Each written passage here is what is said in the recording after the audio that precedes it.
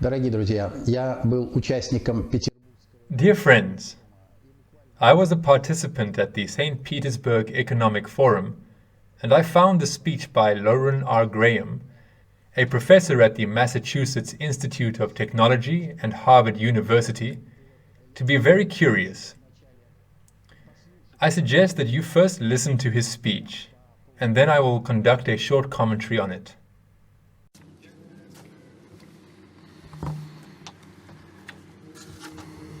I would like to put this question to our dear guest, Louren Graham. Professor, you have studied an enormous amount of material on Russian history. And the title of your book, the very title, carries this question: can Russia compete? This question is at the heart of every one of us here present and in the country. It would be very interesting for us to hear your opinion about the answer to this question.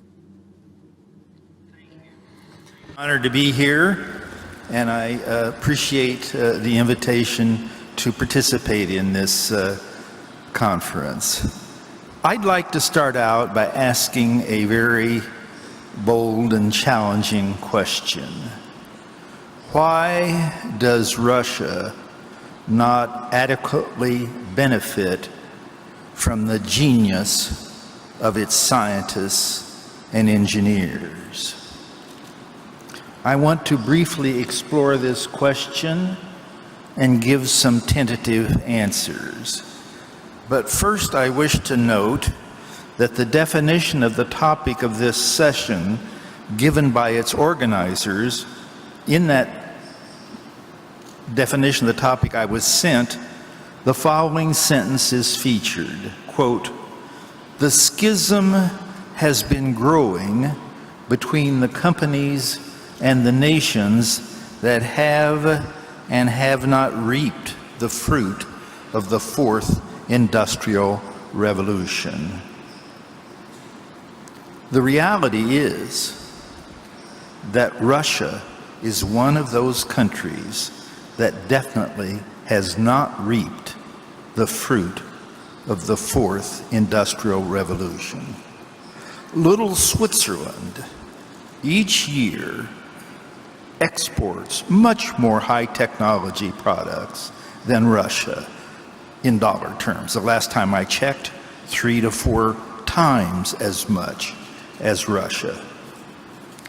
Why?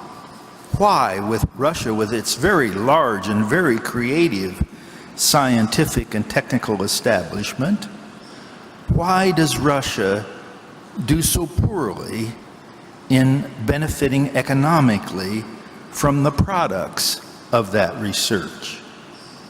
A key to answering this question, in my opinion, is seeing the difference between invention, изобретение, and innovation, innovatia.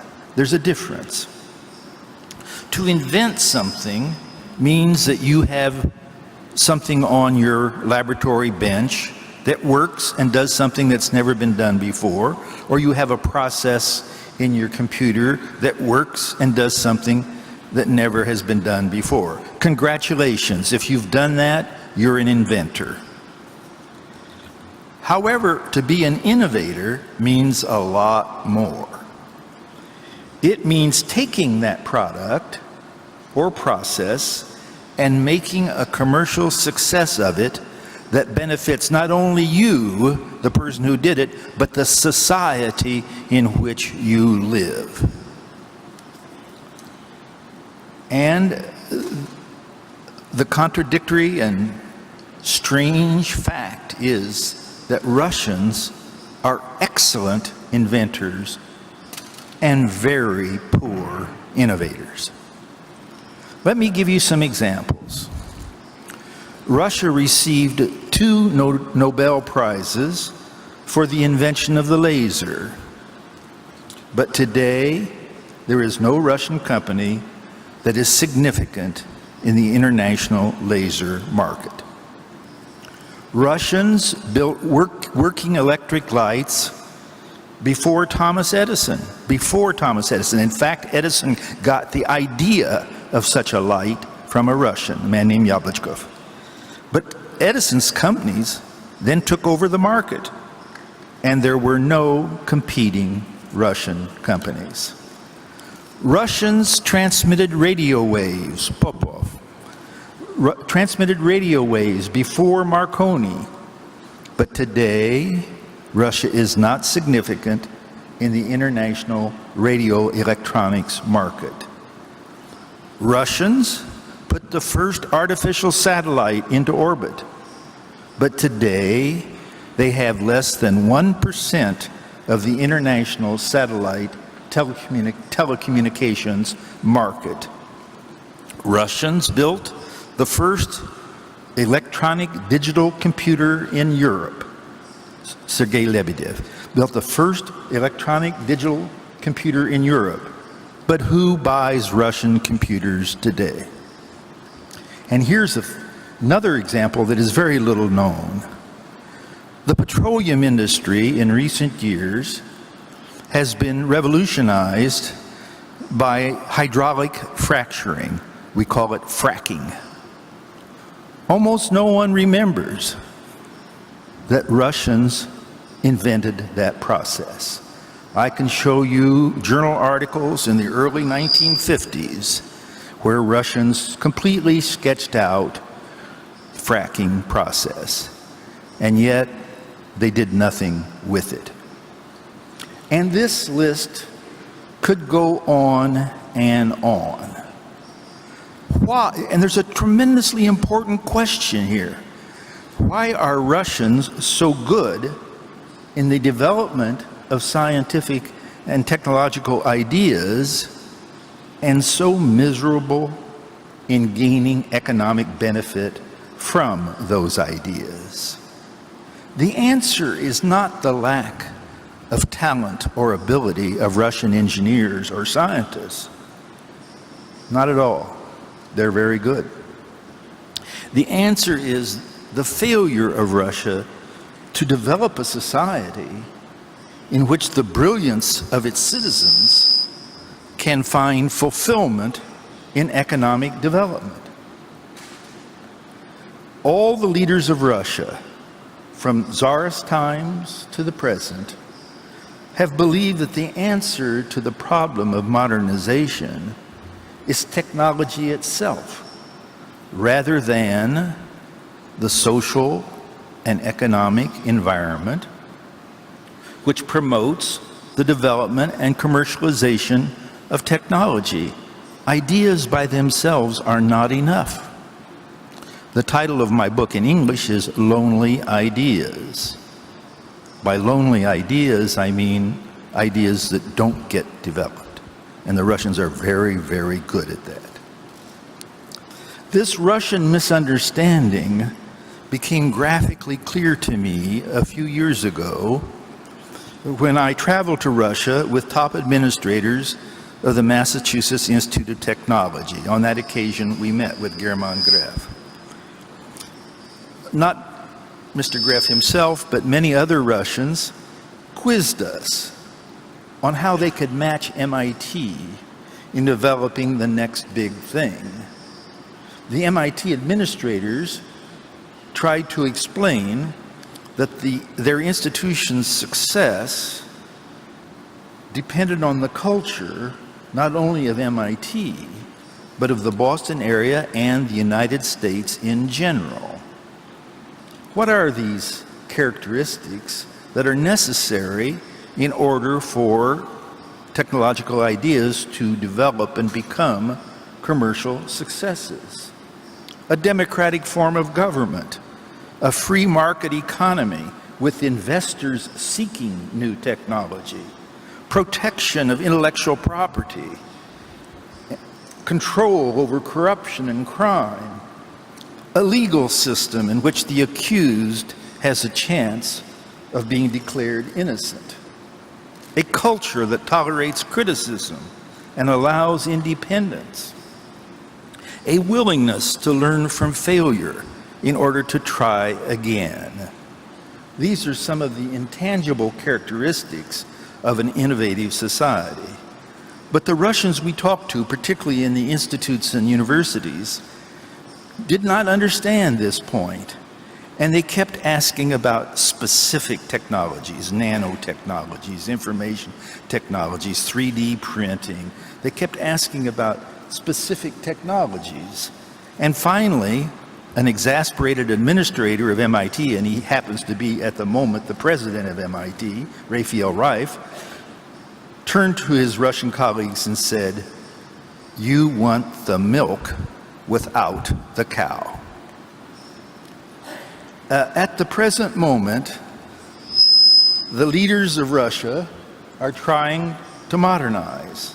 But unfortunately, like their Tsarist and Soviet predecessors, they try to separate technology from socio-political systems. They say they support Skolkovo, the ambitious and expensive Silicon Valley project outside Moscow. But at the same time, and it's sad to say this, but I have to say it, at the same time, they prohibit demonstrations, they suppress political opponents and entrepreneurs who gain enough power that they might challenge them. They twist the legal system to serve their own ends. They sign laws that threaten Russians who work with foreigners with treason, and they create a regressive, authoritarian regime. Such policies do not lead to a society with risk-taking entrepreneurs and rebellious innovators. They lead to a society in which people keep their heads down in fear of attracting attention. To them, like past Soviet and Tsarist rulers, modernization, unfortunately, means getting their hands on new technologies, but rejecting the economic and political principles that push those technologies elsewhere to success. They want the milk without the cow. And so long as these policies remain in effect, the scientific genius of the Russian people, for which I have such respect, will remain economically unfulfilled.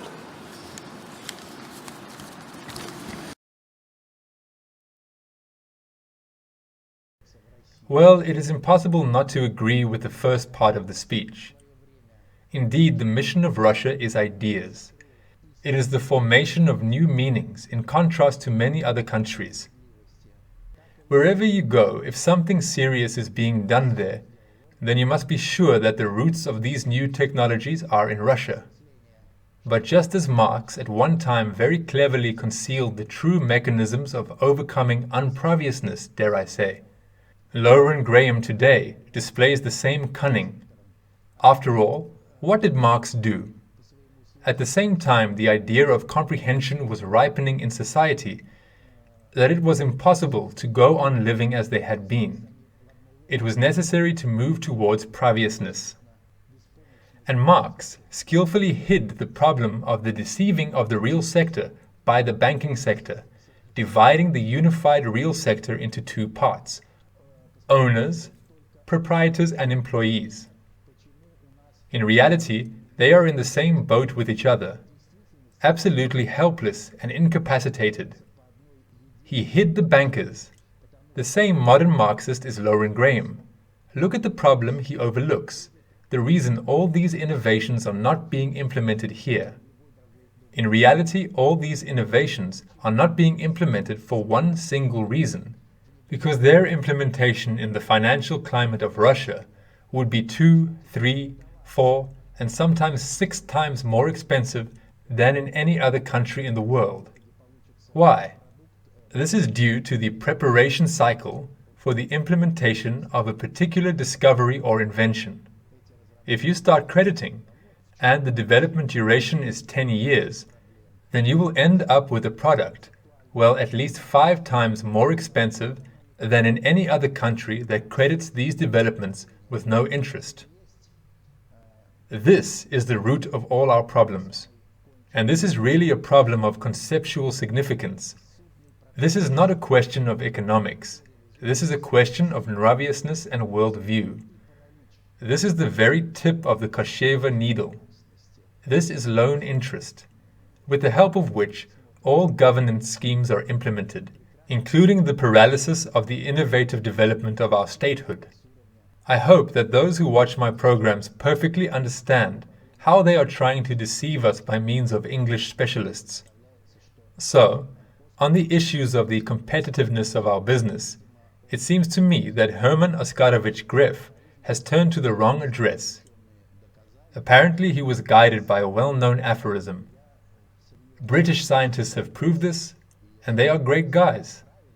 Well, I doubt that they are so great. If he had wanted the correct answer to this question, then Herman Oskarovich should have turned to the materials of the conception of social safety. And then the answer to this question could have been found without British specialists. The answer to this question is simple.